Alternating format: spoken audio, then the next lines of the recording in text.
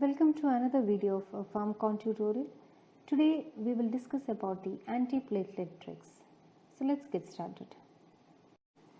To understand the mechanism and site of action of these antiplatelet drugs, let us have a look at the primary platelet plug formation.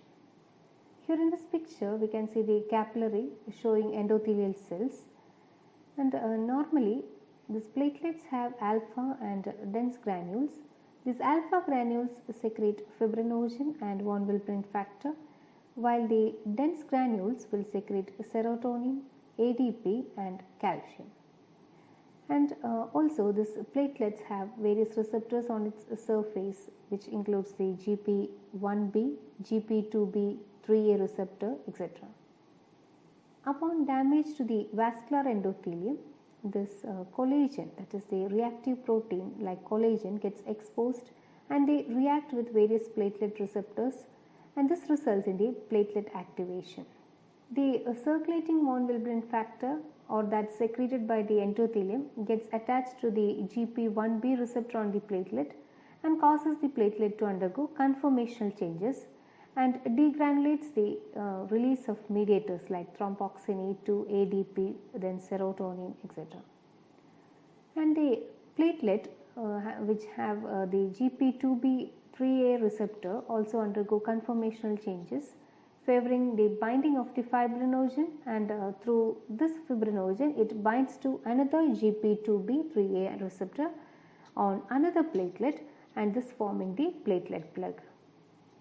This platelet also secretes ADP from the dense granules which act on the P2Y12 receptor and help in the platelet plug formation.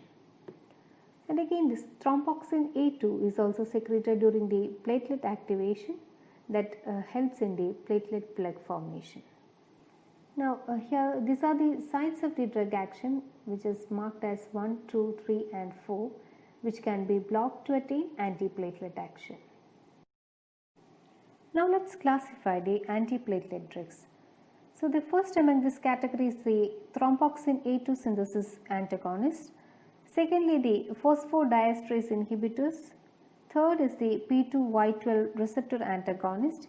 And finally, GP2B3A receptor antagonist. So first let us see the mechanism of action of each category of these drugs. So first, that is the thromboxane A2 synthesis inhibitors. They irreversibly acetylates the platelet COX-1 and reduces the production of thromboxane A2. Since it is having irreversible action, this antiplatelet effect lasts for lifetime of the platelet, that is about 7 to 10 days. And again, since these platelets have no nucleus, no new enzymes can be synthesized.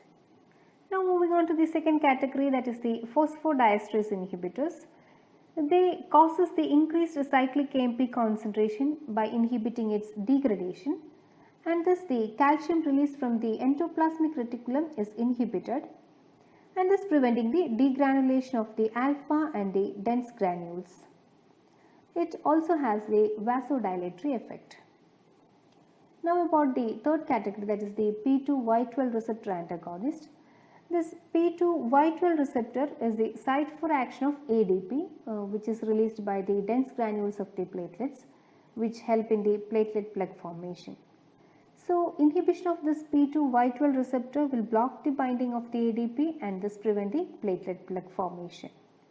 And the final one is the GP2B3A receptor antagonist, which prevents binding of the fibrinogen and the von Willebrand factor on the platelet surface and prevents the final step in the process of platelet aggregation. Now let's discuss about the drugs.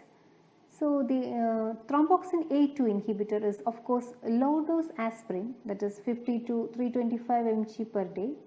If high dose is used, it will also inhibit the PGI2 and hence efficacy is decreased. And about the side effect, it has a dose related side effects which includes the gastrointestinal irritation and bleeding. And the drug used as the phosphodiesterase inhibitor is the dipyridamole. And about the third category, that is the P2Y12 receptor antagonist, it includes prasugrel, ticlopidine and clopidogrel. The newer forms of these drugs are also available, which includes cangrelor and the ticagrelor. Among these drugs, this prasugrel is the fast and better acting than the other drugs, but the incidence of bleeding is higher.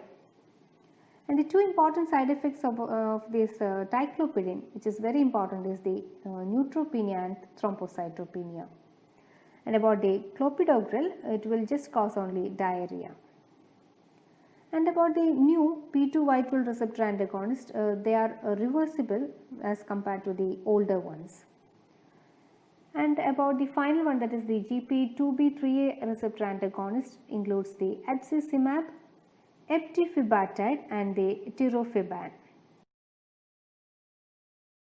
Now moving on to the therapeutic uses of this antiplatelet drugs. So they are preferred in acute MI. That is, low dose aspirin is most commonly used in high risk individuals to reduce the incidence of MI and in post MI patients to prevent the recurrent attack. They are also given in unstable angina, that is, they are given as dual therapy, that is, aspirin along with clopidogrel is administered. And again, it can be used in coronary artery disease, prosthetic heart valve to prevent valve thrombosis, transient ischemic attack, and also in peripheral arterial disease. So this is all about the antiplatelet drugs.